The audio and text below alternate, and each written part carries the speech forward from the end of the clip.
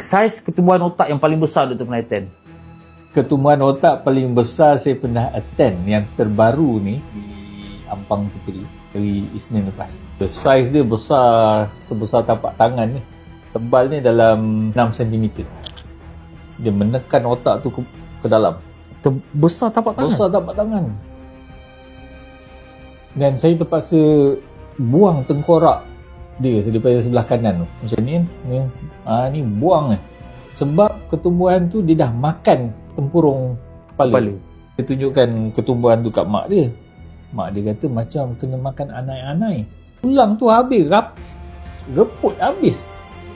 So terpaksa buang besar, lepas tu kita tampal dengan tempurung daripada titanium.